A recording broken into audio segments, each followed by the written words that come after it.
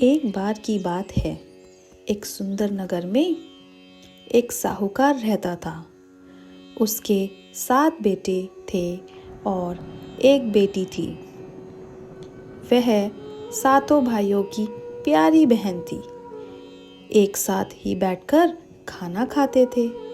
एक दिन कार्तिक की चौथ आई तो उस बहन और भाभीयों ने करवा चौथ का व्रत रखा। सारे भाई भोजन करने आए और अपनी बहन से बोले, आ बहन, तू भी खाना खा ले।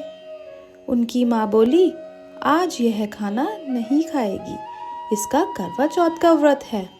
जब चांद निकलेगा तभी यह खाना खाएगी।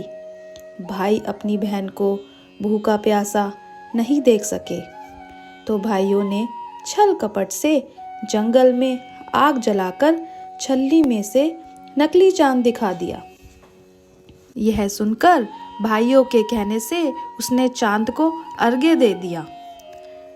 तो वह अपनी भाभीयों से बोली, चलो चलो भाभी, चांद निकल आया है, अर्घ्य दे दो।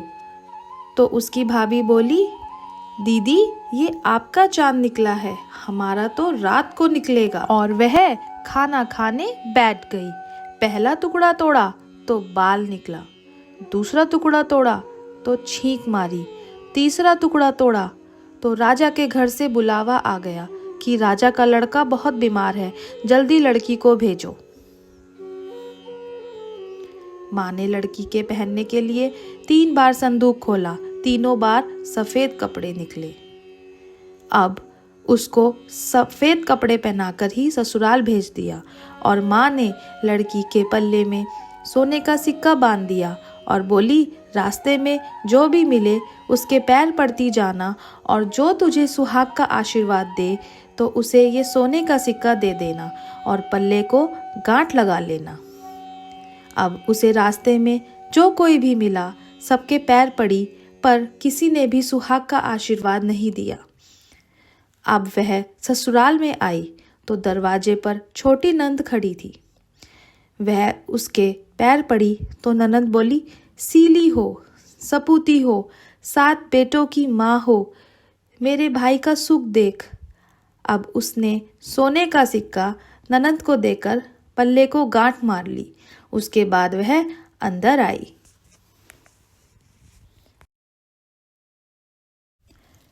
उसने आकर अंदर देखा कि उसका पति मरा पड़ा है। अब वह उसे लेकर एक कोठरी में ही पड़ी रहती। उसकी सास दासी के हाथ बची कुची रोटी भेज देती। इस प्रकार उसे अपने पति की सेवा करते करते 1 साल बीत गया। एक दिन करवा चौथ का व्रत आया। सारी पड़ोसनों ने नहा धोकर करवा चौथ का व्रत रखा। सब ने सिर धोकर हाथों में मेहंदी लगाई, चूड़ियाँ पहनी, लेकिन वह सब देखती रही। बेचारी बहुत दुखी थी।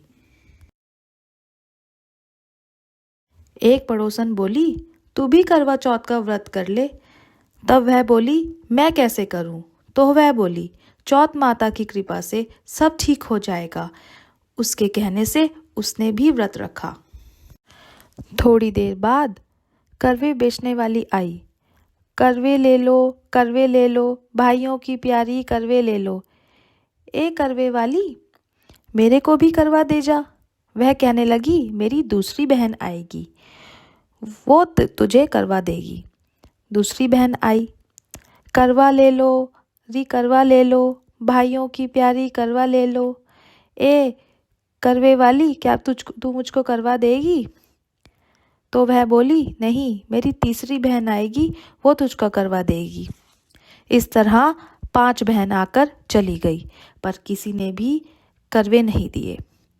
फिर छठी बहन आई और बोली, मेरी 7वीं बहन आएगी, वह तुझे करवे देगी। बस तू सारे रास्ते में कांटे बिखेर कर रख देना।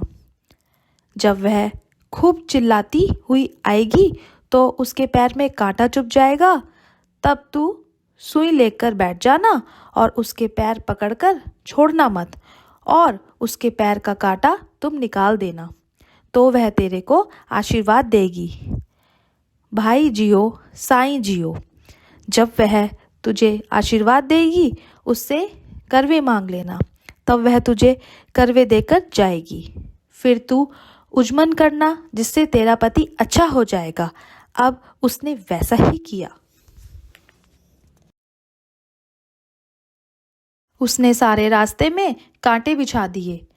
जब वो करवे लेकर खूब चिल्लाती हुई आई तो उसके पैर में कांटा चुभ गया।